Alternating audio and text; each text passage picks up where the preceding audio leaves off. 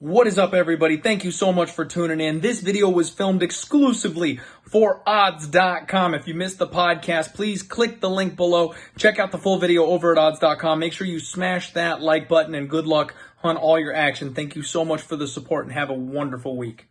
Let's roll.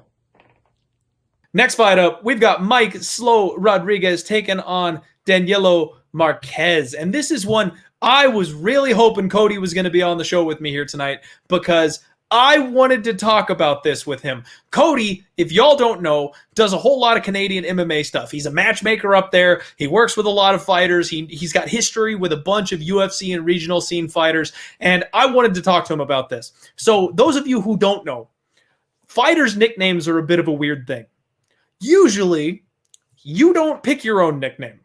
Usually, the nickname is given to you. Because if you pick your own nickname, you come off kind of like an asshole.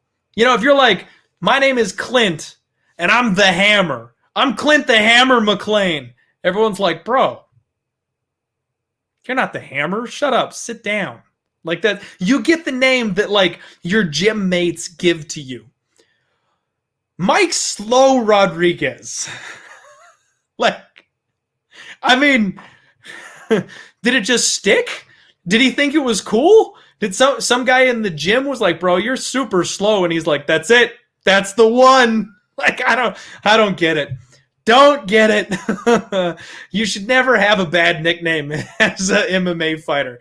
It just doesn't work. You gotta, come on, like, your teammates are not doing you a service if they nickname you something like Slow. One of the worst MMA nicknames in history.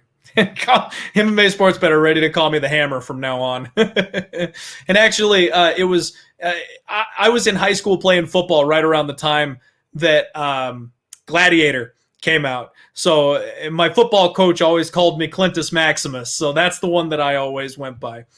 All right. Nick Sai-sun, catch in up, better late than never. Thanks for jumping in, my friend. The replay will always be available for the ones that you missed. All right. So this one, I mean, really, what a garbage fight, right? What a garbage fight.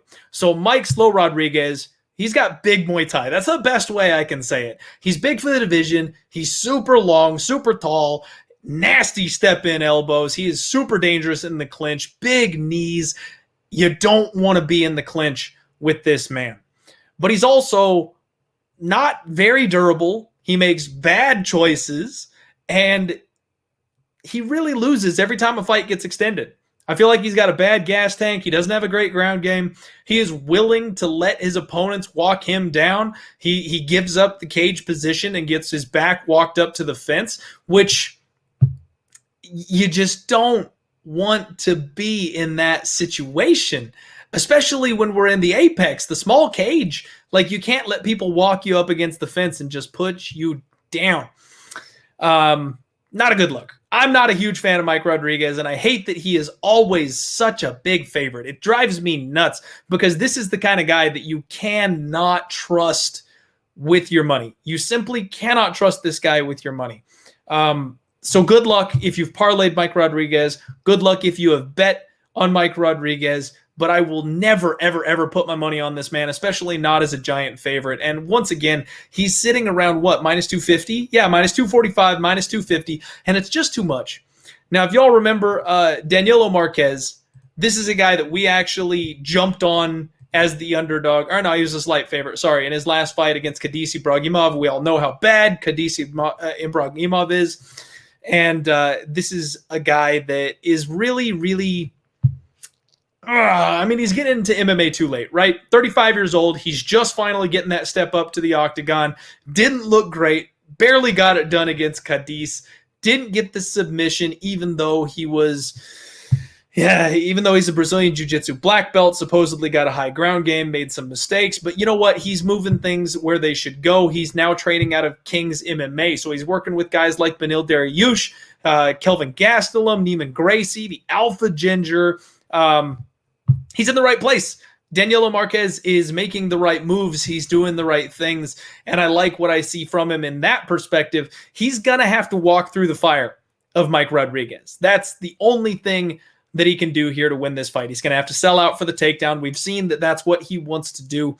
So I don't know. This is a spot where the entire world is screaming Mike Rodriguez TKO victory, and it seems like that should be the spot. But if Danilo gets this fight to the ground, Mike Rodriguez has had some defensive grappling issues, and he also has he's got some submission problems as well. So honestly, this is another spot where I would more than likely be looking at the under, because I think if Danilo Marques can't get this fight to the ground, he probably goes to sleep. However, if he does get it to the ground, I don't think Mike Rodriguez can hang.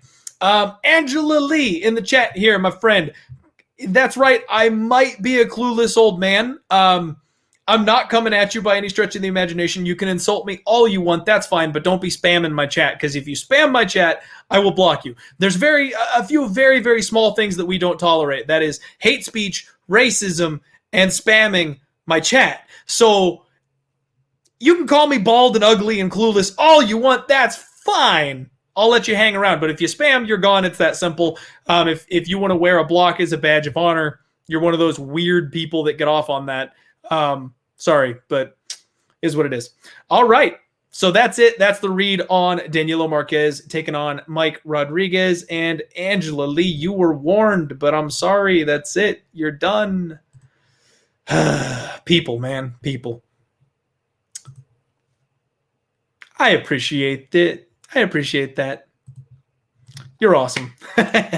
No, y'all know me. Y'all know me.